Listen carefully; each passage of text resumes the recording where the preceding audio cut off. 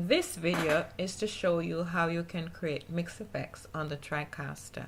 I'm using the Tricaster 460. You create your program as normal and you start.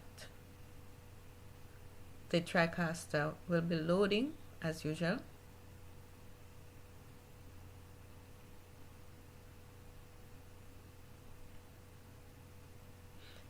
And when it loads, normally what you see is just this row, the program row, one row. To access the mix effects row, you click on that bar at the top to expose it.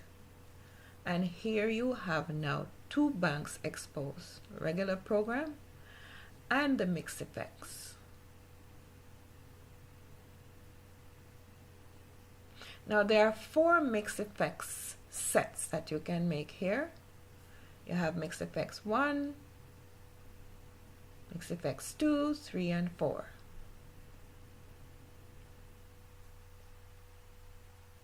In this case, you can begin to create a 2-layer mix effects.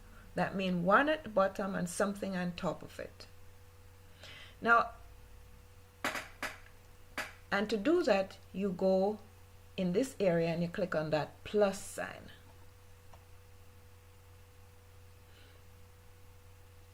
And you select the number of layers that you want.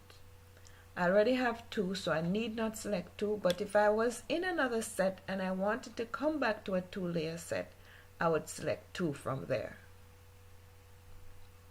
So let's create a 2-layer set. What we're going to do then, we have to make sure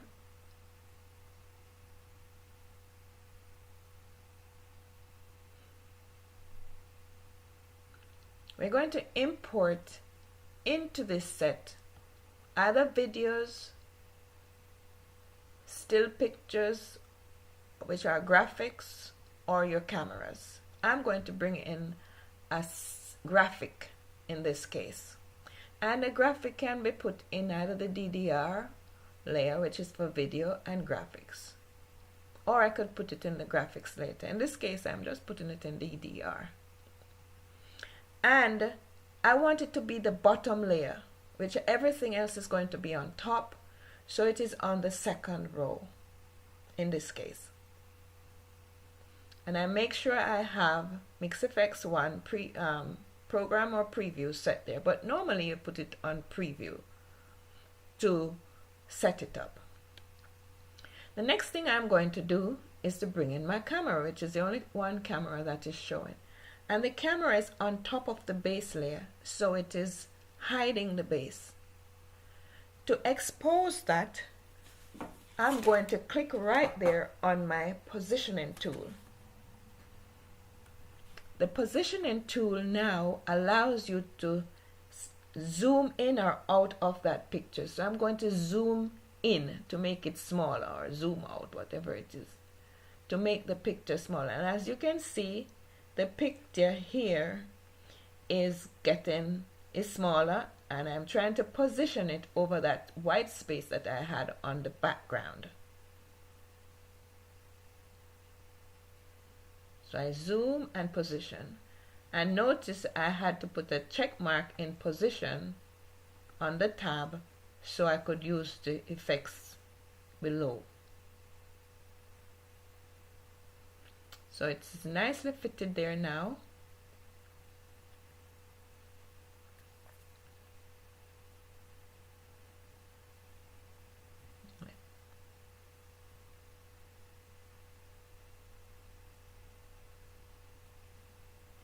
The next thing I'm going to do is to give it some more effects. So I click on the effects tab there, and I'm going to put and click it on the edges there, and I want to feather around to make it like a distinctive, set apart from the background. So I did that. I could also uncheck the edges and give it a border, and click that plus to bring in a border. And here you see I could choose from that, but there is a plethora of borders I could choose from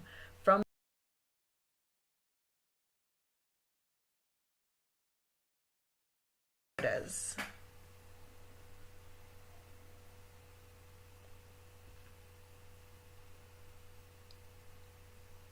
And frames. And backgrounds. That was for the helix set. I could use it for my own design.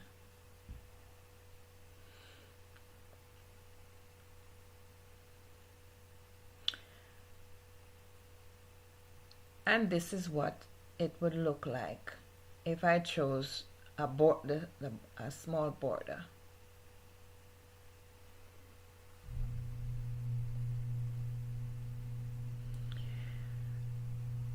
When I'm done the design, I can put it on program and take it like I would any regular program.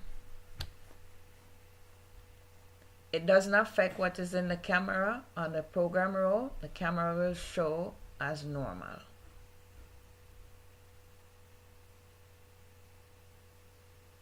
And there it is.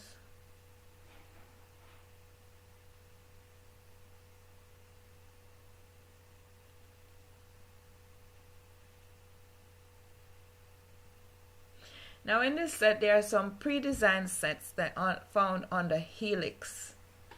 On the helix set that you access by again clicking the border, clicking the plus sign where you would go to select the 2 layer or other layers.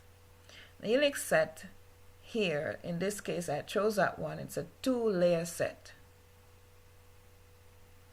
And I have put that on. I'm now using Mix Effect 2, a different mix effect. Now in it, I'm going to put into the small box there camera that I have, which is camera 4, and I'm going to import a background in there. It could be a video, it could be a DDR, it could be anything, but in this case I'm choosing a graphic. I've put the graphic in, which is a background layer, and it doesn't really, in the B layer in this case, not really background, and I could project it, but by taking it there and Mix Effects 2. But if you notice, the graphic is not filling the complete screen, so again I can go into the positioning tool area for that layer, for that line, and expand it, and there it is.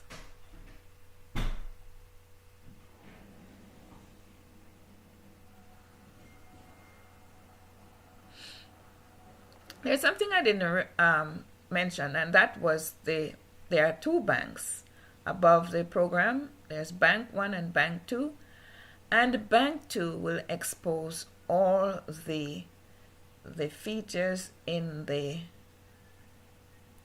buffer. Well, there are 15 buffers, and so to access that, once you expose that, you can click on whatever buffer you want and select it. Scroll up in there, look for animated buffers. There are 2 different types, but this one I'm just sticking to 1, animated buffers, and from that you select whichever one you have seen, you see there.